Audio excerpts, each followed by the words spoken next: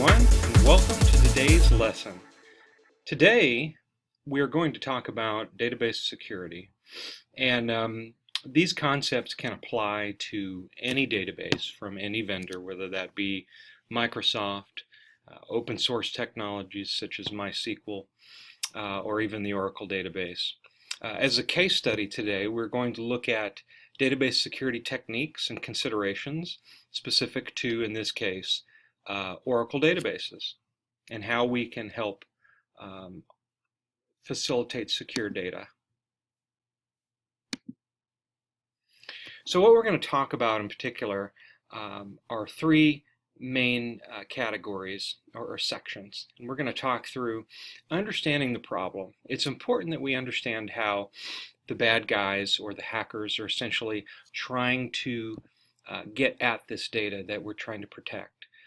We need to help facilitate the understanding of the anatomy of an attack. So what does that consist of? How do attackers typically try to breach sensitive data?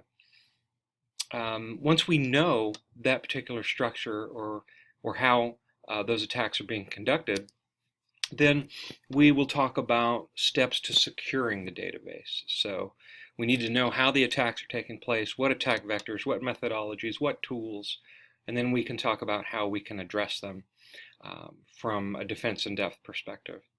And then we'll wrap it up with a discussion of overall database security strategy and best practices. So first, the anatomy of an attack. Sometimes attacks or breaches relative to data disclosure are not necessarily malicious. Sometimes administrators, database administrators, systems administrators can simply configure systems in an insecure way that might allow them to be easily and even mistakenly to be configured so that their data would be disclosed. There are lots of threats to our data. These mistakes can cause problems, and often we find that misuse is even a bigger problem. It can be something as innocent as a curious employee simply just trying to get details on what maybe a celebrity is doing, or even just trying to get their job done in the best way possible. And finally we come to the elephant in the room, which is that there are lots of people out there who make their living actually stealing data. And in some cases this is state-sponsored activities and organized crime, and in other cases it's malicious individuals. And we find statistically that the vast majority of breach records do come actually though from malicious activity. As a matter of fact, over 90% of attacks are from external parties. Now, in some cases, it's not necessarily a sophisticated attack. Many attackers will leverage social engineering techniques. And when we use the term social engineering, essentially what we're talking through is the manipulation of people. Maybe someone calling in an employee and posing as the help desk and asking them to change their password and give them their password over the phone. And you'd be quite surprised how often this takes place. And this happens also in the form of emails or phishing attacks, and we'll talk through some of those attack vectors as we go through the lesson. So here we see the build out of a modern attack, and the malicious actor, in this case a criminal, would perhaps look on LinkedIn, and they're looking for individuals that might be database administrators, because these folks typically have privileged access to databases within their companies. So if an attacker can get their privileges, it will be a target-rich environment for them if they can get that information. So many times what will happen is a phishing attack, which is essentially an unsolicited email, might be sent to a database administrator. That database administrator may unknowingly open that email and click on a link. And that link may look harmless, but really could be a link to a website that is a malicious site that would download malware onto that database administrator's machine. And then subsequently, that malware could be used as a point of command and control for the hacker to leverage the credentials of that database administrator to get access to all kinds of sensitive information. So, another way that attacker might leverage this point of command control, or a way that they might leverage it, is that they would establish a backdoor at this point, and they can go outbound through the internal firewall, and they can even cover their tracks.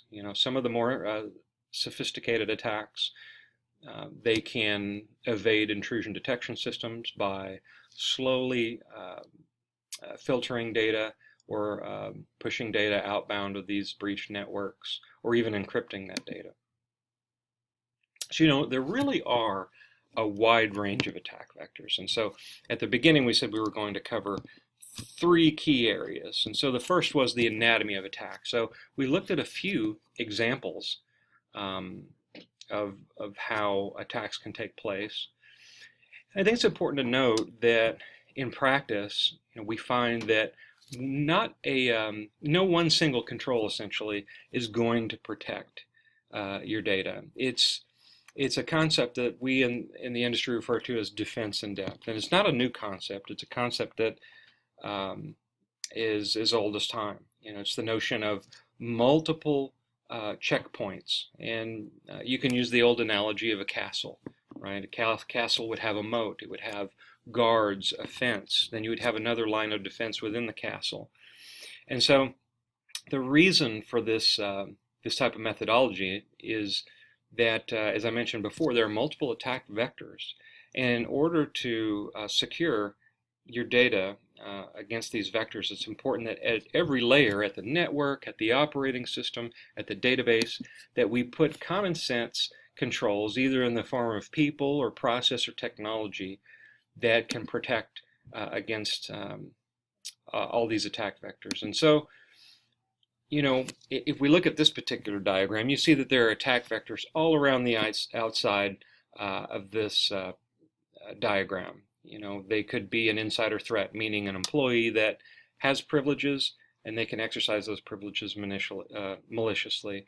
It could be a SQL injection attack from an outsider, where they might inject data into a web form and do that in such a way that they could pull information directly out of the database without even having to infiltrate the firewall. And there is the malware attack, which we talked about, the phishing attacks. And then there are attacks against data at rest. An example of this would be if you back up your data, and when you back up your information, typically companies will send that data off-site. And if you do not encrypt that information, and if that tape falls off the back of a truck, then you've got a potential security breach on your hands. So it's important that we implement controls, even just at the data tier, that we have a defense in depth strategy. And that can include technologies such as database firewall technologies, activity monitoring, masking of data and redaction of data in real time. And we'll go through and talk through some of these capabilities as we go through the lesson. So in the past, there's been a lot of focus historically on protecting the network, and network protection in the form of firewalls, in the form of intrusion detection systems, etc. But what we found is that you almost, in this day and age, have to make the assumption that you're already compromised as an organization or as an individual, and that attackers already have access to your network, and in some cases your data. So what we find is that from a statistical perspective, the growth of data breaches has ranged from, in 2005, 53 million records were compromised, to over a quarter of a billion records of personally identifiable information as of 2015. And what we find is that the number one stolen credentials out of all these are the number one threat action, meaning that if a username and password are compromised, they can be leveraged to do further harm in terms of leveraging data maliciously, whether that be identity theft and other common hacks. And we also find that databases and file servers are typical targets, and that the second most common target of insiders, when you look at that attack vector, are actually databases, which makes sense, of course, because that's where the data resides. And there have been a lot of high-profile cases. Target has been in the news, Home Depot, even the federal government with the recent compromise of millions of fingerprints from federal employees. So 97% of database breaches, though, that we've talked about could actually have been prevented with controls that already exist today. So 97%. So out of these three categories we're going to talk through today, we walked through pretty extensively the anatomy of an attack. Well, okay, now that we understand the problem, let's talk through how we can actually address it. And as part of our case study, we'll use an Oracle database as an example. So what are 3 steps to securing an Oracle database? Well, best practices involve fundamentally 3 categories of controls. The first is encryption. So if the data is encrypted, then if that information is compromised, it can't be read. It's essentially useless information. Additionally, it's important to prevent, to begin with, unauthorized access to data, meaning that we have privileged access controls in place for database administrative accounts, and that we exercise the principle of least privilege when doling out that access. And then finally, it's important that we have detection capabilities in place. So another interesting statistic, and I will go through this as well, is that many times organizations find out from external sources that they've been breached or compromised. And in many cases, in my own personal professional experience, banks, etc., find out from government agencies such as the NSA. So when we talk about encryption, we have to classify the data in terms of where it resides when we encrypt it. So typically in a discussion around encryption relative to databases, we'll talk about the encryption of data in motion or across the wire, and the encryption of data at rest. So at rest could mean simply the data as it resides on the hard disk on a particular server. It could mean data at rest in the form of a backup.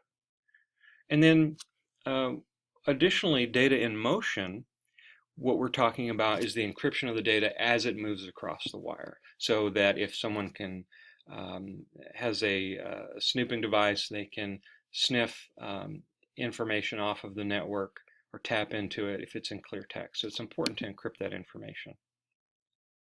So as we talk about this categorical set of controls, this leads us to the discussion around preventive controls. So it's great that we encrypt the data at rest and in motion, but it's also important to make sure that we provide access to the data in the form of privileges and access controls and user accounts, so that we exercise this principle of least privilege, which I've talked about previously. And what that means essentially is that data is accessed on a need-to-know basis. So this is a concept that is very fundamental in government agencies, which is classification of data and making sure that that information and access to that information is only provided to those that need that access.